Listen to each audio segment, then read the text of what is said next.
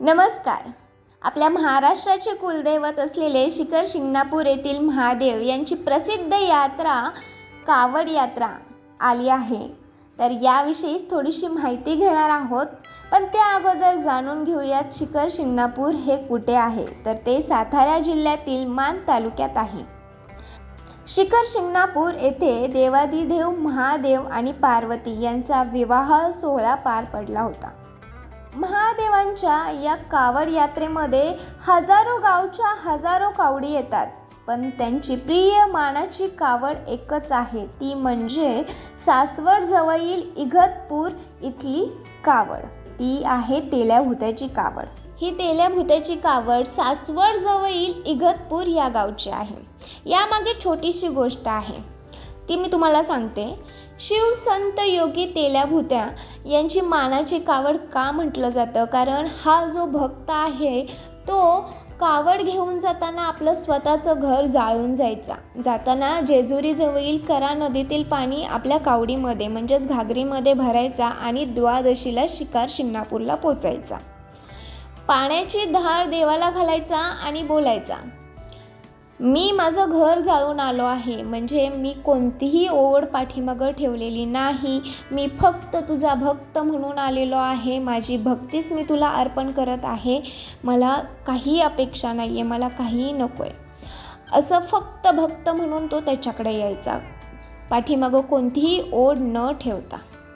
पण आपले महादेव, आपले भोळे शंभू महादेव हे कसे मागे राहतील. हे भक्तप्रेमी तेल्या भुत्या हा पाणी अर्पण करून, स्नान घालून, पहिली धार घालून देवाला आपल्या गावी माघारी जाईपर्यंत त्याचं घर जसं आहे तसं, जाण्यापूर्वी जसं होतं तसं त्या स्थितीमध्ये असायचं. इथंच दिसते ती तेल्या भुत्याची भक्ती. त्यामुळे त्याला मानाची कावड म्हटलं जातं. आणि अजूनपर्यंत ही कावड ही मानाचीच कावड म्हणून समजली जाते. अजून ही परंपरा ही चालू आहे. शिवयोगी संत तेल्या भुत्याची प्रथम मानाची कावड घेऊन जाताना अगदी नाचत नाचत अजूनही शंभू महादेवाच्या गर्जना करत तिथपर्यंत पोचवली जाते. यासाठी हजारो भक्त उपस्थित राहतात. कोथळे येथे सर्व कावडी एकत्र येतात व मुंगी घाटाला लागतात. हा घाट इतका मोठा आहे की माणूस अगदी मुंगीसारखा दिसतो. तो बघून असे वाटते की कशी कावड चढणार. एक गोष्ट आहे की शिखर शिंगणापूरला हजारो कावडी येतात. त्या अगदी सहज चढल्या सुद्धा जातात, कारण तिथे असते ती भक्ती. भक्तीमुळेच हजारो कावडी अगदी सहज चढल्या जातात.